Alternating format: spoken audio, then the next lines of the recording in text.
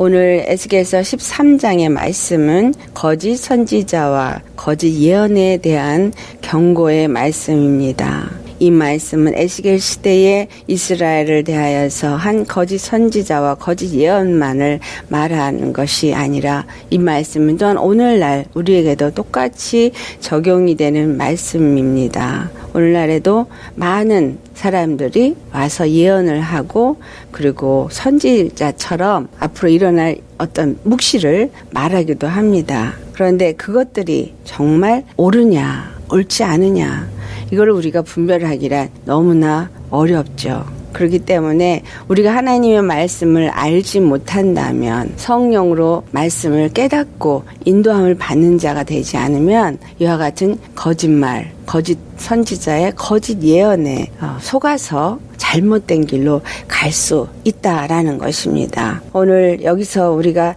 한 7가지를 살펴볼 것이 있습니다. 첫 번째로는 이 거짓 선지자들은 하나님으로부터 말씀을 받지 않은 자들이다라는 것입니다. 그들이 예언을 하지만 2절에 보면은 자기 마음대로 예언하는 자다. 이렇게 말씀하고 있습니다.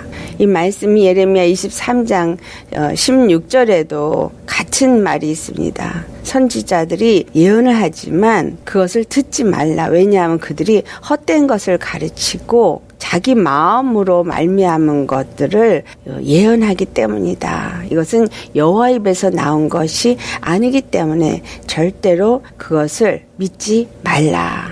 그렇게 말씀합니다. 왜 믿게 되고 듣게 되느냐? 마태복음 24장을 가보면 미혹하기 위해서 주어진다라는 것을 알 수 있습니다. 마지막 때가 되면 택한 자라도 미혹하고자 사단은 많은 이적과 표적과 거짓 예언과 이러한 것들로 미혹을 하게 됩니다. 그럴 때 하나님이 그 미혹을 받게 하는 것을 허락하시는 것은 그들의 마음이 하나님을 대해서 너무 견고하게 굳어져 있기 때문이다 말씀합니다. 우리 마음이 하나님 앞에 온전한 마음, 정말 성령님의 인도함을 받는 그런 마음이 되어지지 않으면 거짓 것을 믿게 되어지고 거짓 것을 따르게 됩니다. 왜냐하면 이 거짓 예언들은 육을 따라 예언하고 있고 육체의 정욕이 원하는 것을 따라서 말을 하기 때문에 그런 것들을 받아들이고 그런 것들을 따라서 가게 되어진다라는 것입니다.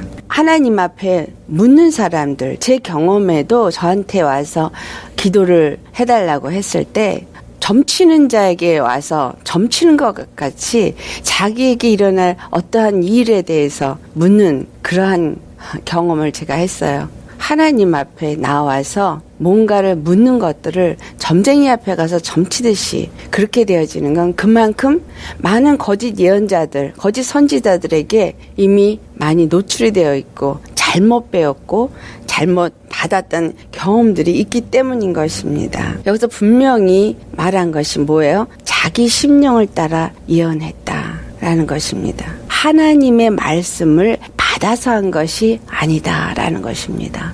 하나님의 말씀을 받지 아니하고 자기 심령을 따라서 예언을 한 것입니다. 하나님의 말씀은 하나님의 뜻을 이 땅 가운데 이루기 위해서 우리 가운데 주고 계십니다. 고린도전서 10장 3절을 보면 예언하는 자는 사람에게 말하여 덕을 세우며 권면하며 위로하는 것이다. 사람들에게 말을 해서 덕을 세운다.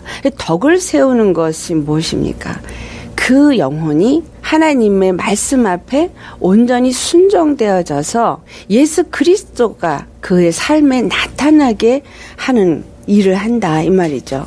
그리고 권면을 해도 분명히 성령에 의해서 권면하라고 빌립보서 2장에 말씀합니다. 형제간에 권면할 때도 너희가 성령 안에서 권면하라는 말씀이 있습니다.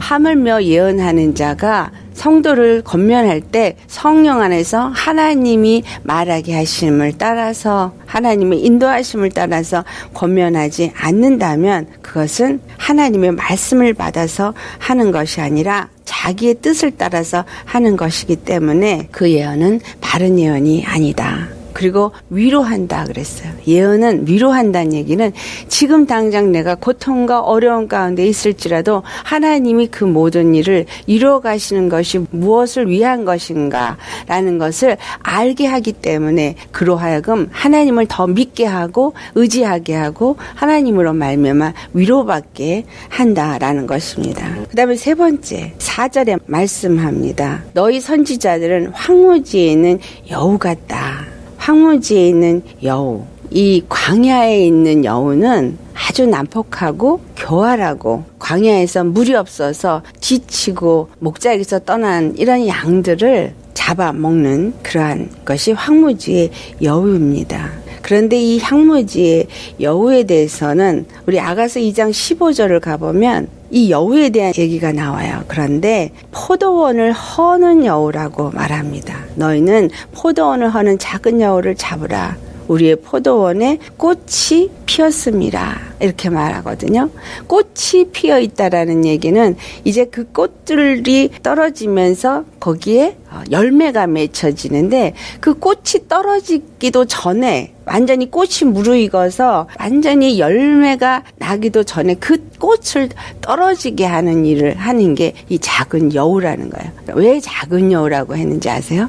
아주 우리가 느끼지 못하게 아주 작게 살그머니 들어온다라는 거예요.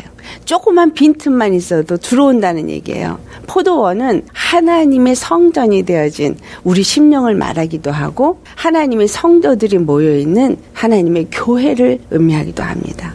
그런데 이 안에 아주 작은 것, 아무것도 아닌 것 같은 일이지만 그런 것들을 통해서 들어와서 결국은 열매를 맺지 못하도록 허는 일을 이 작은 여우가 하기 때문입니다. 우리 심령 안에, 우리 교회 안에 교회를 헐어뜨리려고 하는 이 여우들을 잡아야 합니다. 이 거짓 선지자들의 거짓 예언은 바로 이 작은 여우와 같이 우리 안에 들어와서 우리를 무너뜨리려 하고 교회를 헌다라는 사실을 우리가 유념하셔야 합니다. 그래서 함부로 예언이다, 함부로 하나님의 말씀이다라고 하는 말을 들으시면 안 됩니다. 정말 이 시대를 분별할 수 있는 눈이 내가 열리고 정말 말씀을 바로 깨달아 안다면 분별하여서 그것이 아닌 줄 알고 내치지만 그렇지 못할 때는 그냥 속아 넘어가죠. 또 어떤 분들은 기도를 하면서 하나님이 내게 감동을 주셨는데 성령님이 내게 말씀하셨다. 이런 것도 굉장히 위험해요. 반드시 그것도 기도하고 확인해 보아야 합니다. 왜냐하면 마치 성령같이 마치 하나님이 말씀하는 것 같이 우리에게 지절거리고 속살거리고 우리를 미혹하기 때문에 하나님의 감동을 받았다 하는 것에 아주 유의하셔야 합니다. 그 다음에 네 번째로 여기서 5절에도 말하고 18절에도 말을 합니다. 그들은 왜 이런 예언을 하느냐? 영혼에 관심이 없어요. 그래서 영혼을 살리는 것이 아니라 다른 영혼은 살릴 마음이 없고 다른 영혼에는 관심이 없고 자기 생명은 얻으려고 하는 자들이에요. 그리고 19절을 보면 육체 유익을 위하여 거짓 예언을 한다라는 것입니다.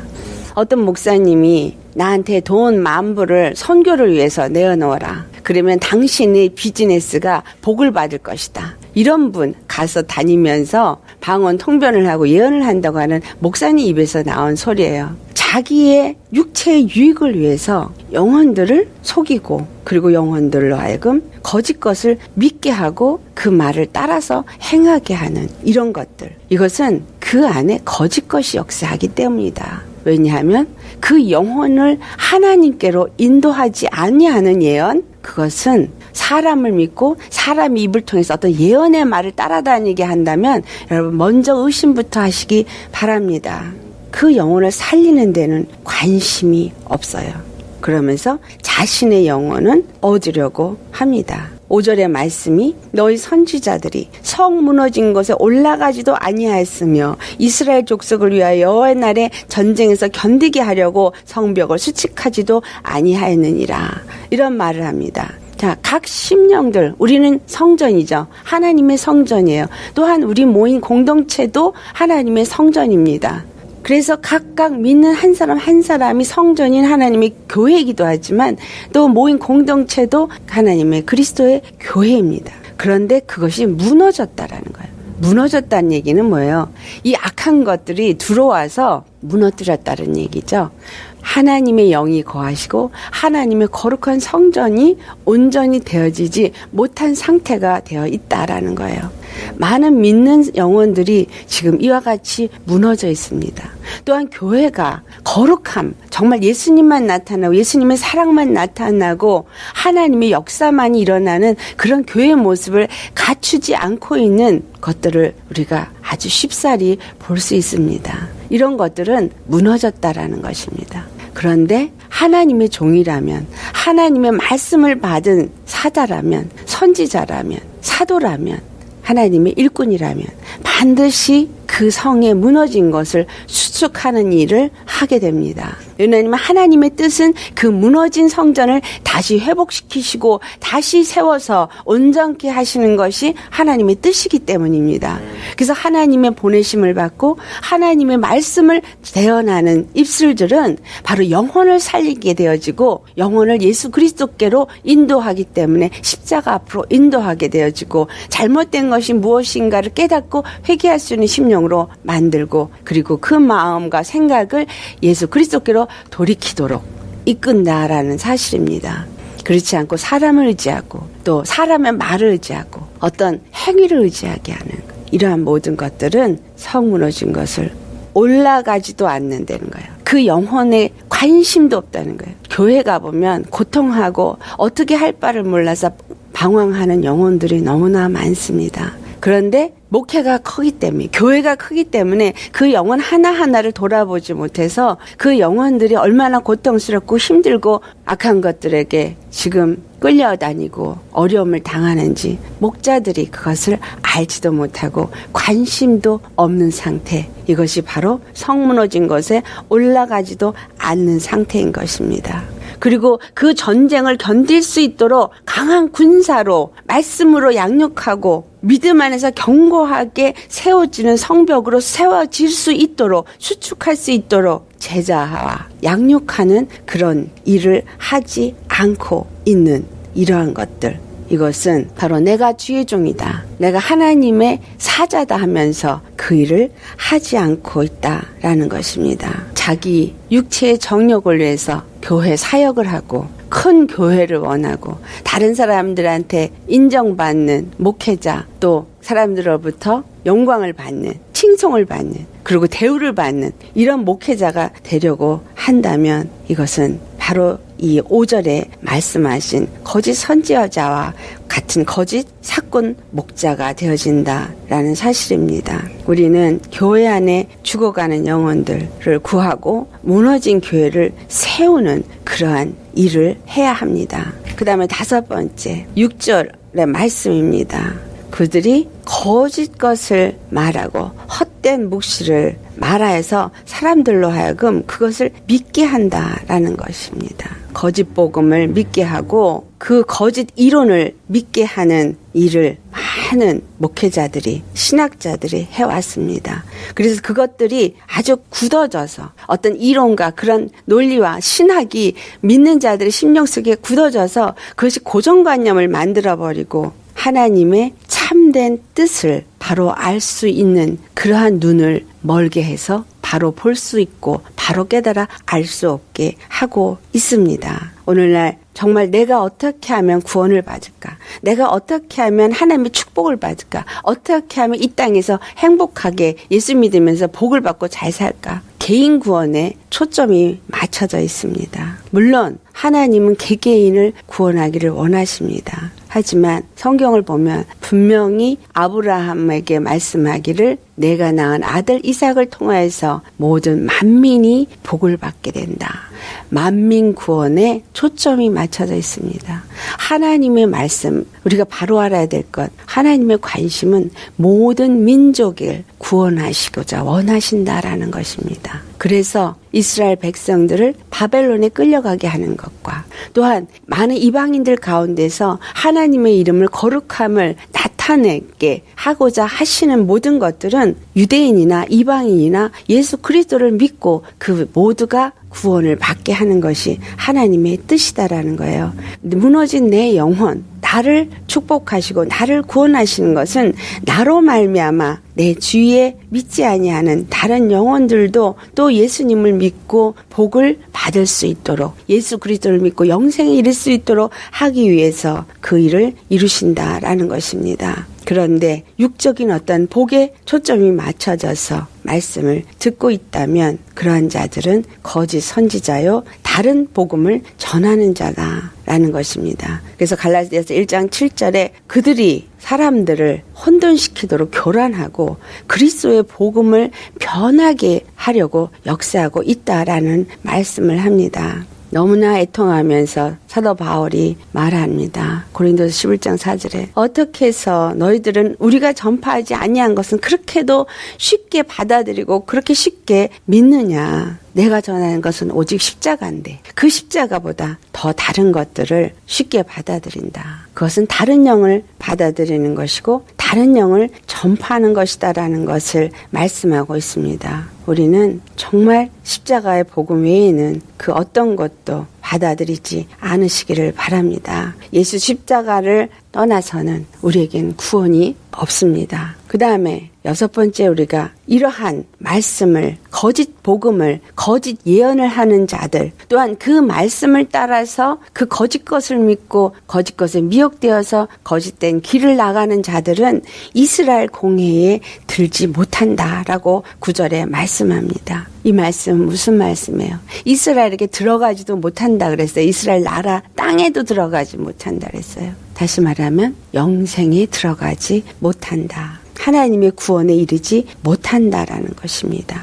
이스라엘 백성들이 출애굽을 하고 나서 그들에게 하나님이 말씀하신 것은 너희들이 출애굽기 12장 15절에 무교절에 대한 얘기를 하면서 나오는 얘기입니다. 첫날부터 일곱째 날까지 무교병만 먹으라고. 그리고 너희 집에서 누룩을 완전히 제거하라. 만약에 누룩이 있다면 이스라엘에게서 끊어지리라 라고 말씀합니다. 이 말씀은 우리가 정말 세상의 것과 혼합되어진 그래서 타협되어진 적당히 내 육체의 서욕을 만족시키는 그런 말씀을 먹고 그런 말씀을 전하고 그래서 영혼들을 잘못 가게 하는 자들은 모두 하나님의 나라에 들어가지 못하고 하나님의 백성이 되지 못한다는 얘기를 하는 것입니다. 우리는 우리 안에 있는 누룩, 세상의 이론과 짝해지는 거, 내가 세상에서 얻어진 지식, 이론, 또 내 생각, 그래서 내 욕심, 육체의 인간적인 생각으로 복음을 해석하거나 받아들인 것들은 다 버리셔야 합니다. 그리고 온전한 하나님이 주시는 생명의 말씀을 먹고 그 십자가의 복음 아래서 우리 날마다 주님이 주신 새 생명 가운데 나가는 믿음의 사람이 되어야 합니다. 마지막 7번째 그런 모든 자들은 13절로부터 우리 끝에까지 계속 그 말씀을 하시는데 하나님의 심판을 받게 될 것을 말합니다. 그 회칠한 것들이 무너져 버린다는 거예요. 자, 회칠한 무덤은 누가 들은 소리예요? 예수님께서 바리새인들한테 와서 이 회칠한 무덤아 그렇게 말을 하셨거든요. 외식하는 자라고 말씀하셨어요. 무슨 말이에요? 겉으로 볼 땐 거룩하고 겉으로 볼 때는 믿음의 사람 같지만 그 안에는 심령은 더러웠다라는 거예요. 심령은 더러운 악이 있고 더러운 세상 욕심이 있고 더러운 세상 탐심이 있고 하나님이 보시기에 가증한 것들이 있으면서도 그것을 마치 경건의 사람처럼 경건의 모양을 하고 있는 그러한 자들이 이 마지막 때는 넘쳐난다는 거예요. 경건의 모양만 갖춘 자들에게서 경건의 능력을 부인하는 자들에게서는 너희가 돌아서라 라고 사도 바울이 말합니다. 이러한 자들을 분별할 수 있게 해서는 반드시 말씀에 눈이 떠져야 합니다. 말씀을 날마다 묵상하고 하나님의 영의 인도함을 받아 정말 영의 눈이 떠지고 참된 말씀과 거짓된 말씀 구별할 수 있으셔야 합니다. 내가 거짓 것을 따르는 마음이 있다면 그것을 분별하지 못하고 거짓말을 따라서 내가 그들과 함께 멸망에 처하게 됩니다. 그래서 예수 십자가 앞에 나와서 우리는 정말 우리 안에 있는 더럽고 가증한 것들을 씻김을 받기를 간절히 구하셔야 합니다. 날마다 발견되어야 합니다. 회개돼야 할 것들이 무엇인지를 날마다 발견되어져서 정말 하나님 앞에 정결한 심령이 되어질 때 우리는 바른 말씀을 깨닫고 바른 말씀을 들을 수 있는 귀가 열리고 주님이 원하시는 믿음의 길을 가고 영원한 영생에 이르게 될 것입니다. 우리 이 말씀 에스겔 13장에 나타난 거짓 선지자들의 잘못된 것들을 잘 아시고 반드시 이 거짓 것에 속지 않기를 예수의 이름으로 축원합니다.